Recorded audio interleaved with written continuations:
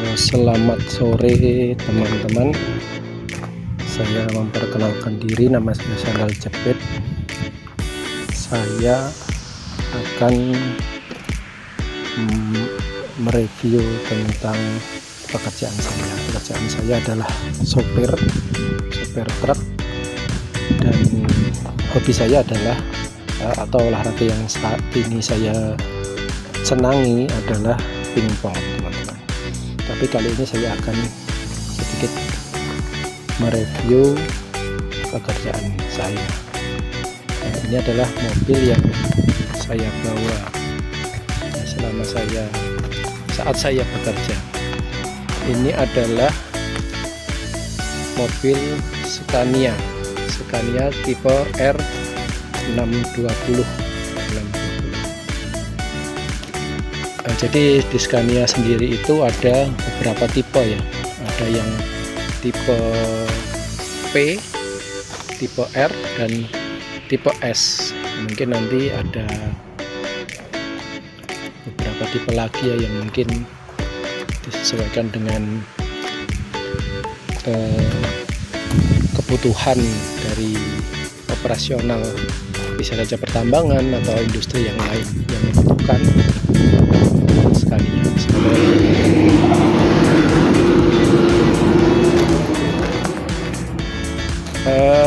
Scania sendiri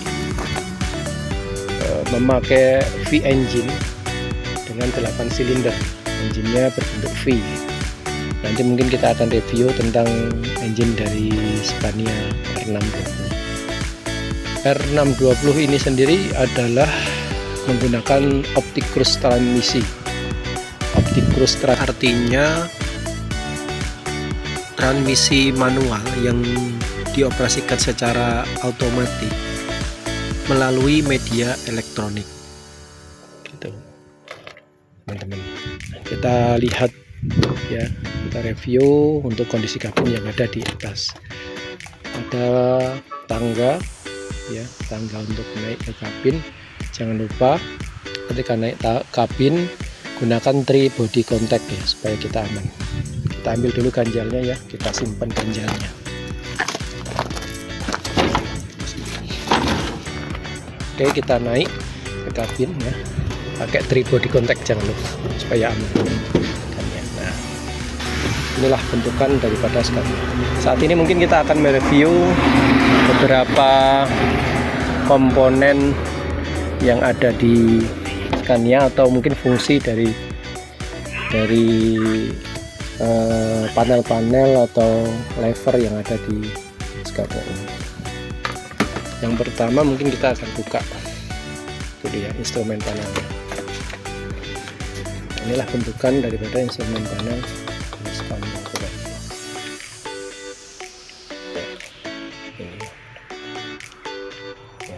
Yang pertama ini adalah lever retarder dan exhaust, dan juga sekaligus optic cruise, pengoperasian optic cruise melalui lever ini ya. Ini sendiri optic cruise, cara pengoperasinya adalah posisi seperti adalah posisi netral ya, ketika kita akan memasukkan gear shift transmisi atau gigi transmisi, yaitu kita putar ya dari netral ke D. Dan nanti di layar instrumen panel akan seperti ini. Seperti ini adalah D ya. Kalau untuk kosongan bisa di D1. Kalau ketika muatan berat kita turunkan ya crawler C low atau C high ya. Seperti itu. Untuk secara prosedurnya adalah crawler low itu, teman-teman. Dan pengoperasian sendiri adalah ketika dioperasikan secara otomatis, kita pencet yang ini, tombol ini kita pencet A, ya, kita pencet A dan di sini ada tulisan A, maka unit ini bisa dioperasikan secara otomatis. Jika dipencet manual, ya kan, di sini ada tulisannya M, maka akan bisa dioperasikan secara manual dengan cara ketika ingin menaikkan gear shift transmisinya, gear shiftnya, maka dinaikkan lever opticusnya, menaikkan 1, 2, 3 seperti itu ya, 4. Kalau misalkan mau diturunkan speednya, diturunkan seperti ini, dipencet ke bawah gitu ya, seperti itu teman-teman ya. Kita netralkan ya. Terus mungkin ada pertanyaan, fungsi daripada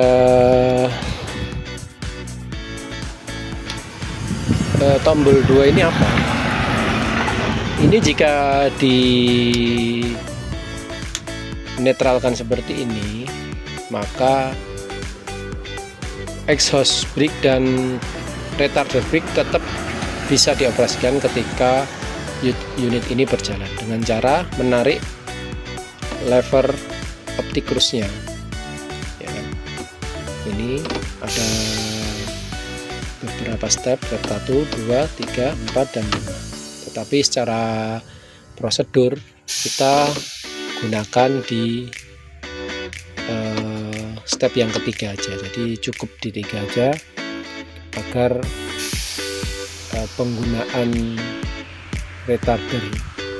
komponen retardernya tidak bekerja begitu ekstra ya, karena 3 aja saya rasa dengan muatan 100 ton sudah cukup seperti itu. Sedangkan untuk yang keempat dan kelima ini, maka exhaust brake dan exhaust brake dan retarder brake itu akan bekerja secara bersamaan, sehingga sangat bagus sekali ya untuk pengeremannya, walaupun tanpa menggunakan trailer brake. Ini adalah trailer brake, nanti kita review seperti itu. Terus ketika digeser maka ada beberapa fungsi ya, ketika digeser dan opticusnya dinetralkan ketika kita berjalan, maka ketika foot brake kita injak 30%, maka fungsinya sama seperti retarder ketika digunakan. Kita injak 30% dan ketika kita injak lebih, maka foot brake yang akan berfungsi seperti itu. Dan fungsi yang lainnya ketika ini diaktifkan adalah pada penggunaan downhill di sini. Ini adalah downhill dan ini adalah opticus. Ini adalah cruise control. Cara penggunaannya adalah ketika ini diaktifkan terlebih dahulu, maka akan muncul gambar hijau di sini ya, dan cara pengaktifannya seperti tadi, ini diaktifkan, muncul gambar hijau dan kita pencet tombol yang ada di sini, maka nanti akan muncul angka di sini, misalkan 35, maka nanti di kecepatan 35 dia akan nge-brake sendiri ya. Angka 35 dia akan nge-brake sendiri ya. Seperti itu. Terus cara menaktifkannya dengan cara mungkin bisa menginjak foot brake, tetapi dengan kecepatan tinggi. Jangan sekali-kali menginjak foot brake ya, karena bahaya, karena mengandung resiko yang sangat tinggi, bisa saja terlipat ya, remover terdorong dan lain-lain, karena sudah banyak kejadian seperti itu. Terus bisa juga menginjak pedal gas ya, itu nanti akan netral sendiri downhillnya, atau menginjak akselerator pedal gas diinjak, maka dia akan netral downhillnya, atau kita pencet tombol 0 ini. Dan maaf saya lupa tadi untuk merequest ketika akan terjadi pengebrikan. Misalkan di sini muncul angka 30 atau mungkin 35 atau lain sebagainya, kita ingin menaikkan pengeremannya misalkan di 35 atau 36, maka caranya dengan cara ini, menaikkan ini, atau jika ini menurunkan seperti itu. Terus terus cruise control ini jika teman-teman ingin ketika kosongan ataupun muatan di jalur yang lurus panjang tanpa harus menginjak gas ya, maka bisa kita gunakan cruise control, dan juga bisa digunakan ketika kita medam, kita membuang muatan ya, lever damnya kita naikkan dulu, terus kita gunakan cruise control. Biasanya kalau pada saat ngedam itu RPM-nya dibatasin di angka 1000 atau 900 seperti itu ya teman-teman. Selanjutnya kita akan review cruise control ketika kita travel. Dengan caranya adalah kita netralkan dulu ya exhaust brake-nya, kita posisi 0 di atas, full di atas ya, kita aktifkan auto retardernya ya.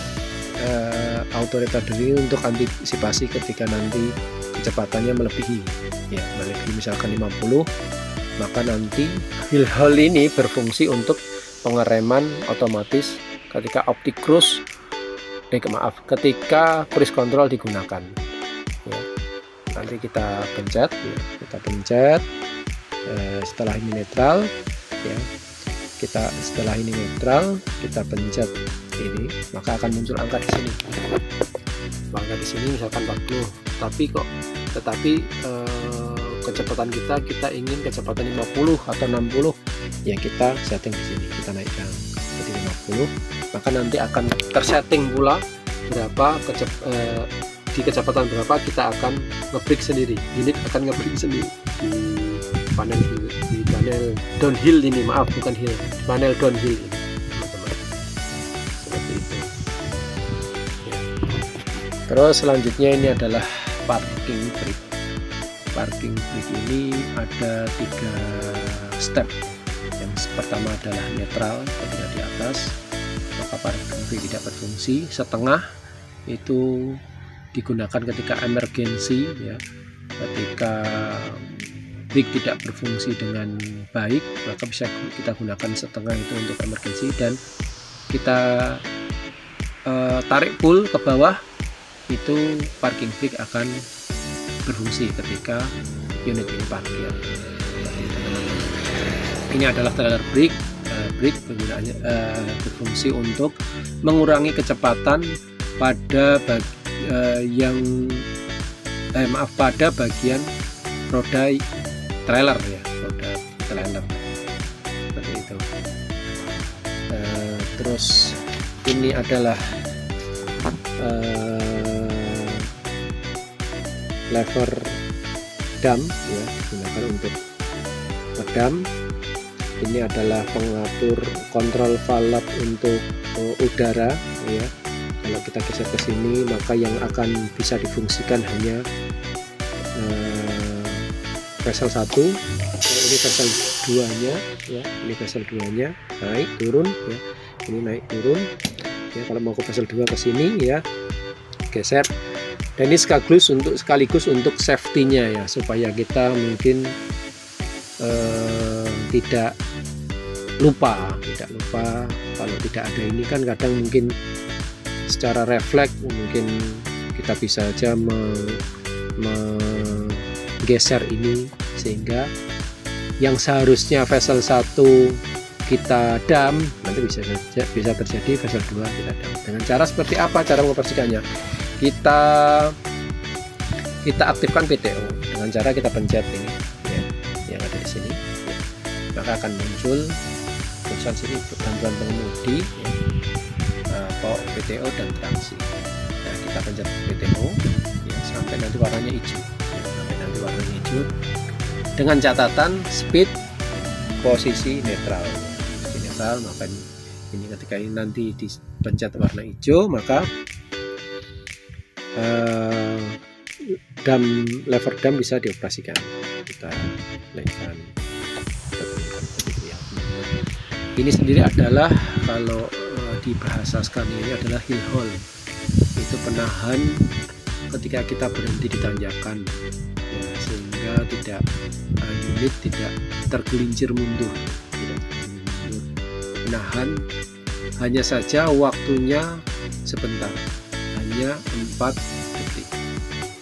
Dan ini juga bisa saja fungsinya intinya menahan di tanjakan kosongan maupun muatan. Jadi ini juga harus diaktifkan terus kalau bisa ya, diaktifkan terus dan dipencet sampai warnanya hijau gitu ya.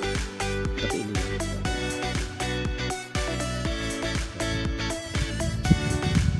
Pencet terus warnanya hijau. Itu ketika kita nanti misalkan loading di front loading yang memang agak menanjak ini juga sangat berfungsi dengan baik. Unit tidak akan terguncang. Cuman dengan catatan sekali lagi waktunya hanya 4 detik ya, 4 detik. Mungkin di unit lain seperti Volvo itu bisa sampai 3-4 menit, itu sangat lama. Di Volvo 600 FH16 itu yang saya juga mengoperasikan juga, nanti kita review juga. Mungkin cukup segitu aja dulu teman-teman. Nanti di lain kesempatan kita akan mereview komponen-komponen lain yang terkait dengan fungsi yang ada pada unit Scania R60. Semangat pagi dan saya ucapkan terima kasih. Assalamualaikum warahmatullahi wabarakatuh.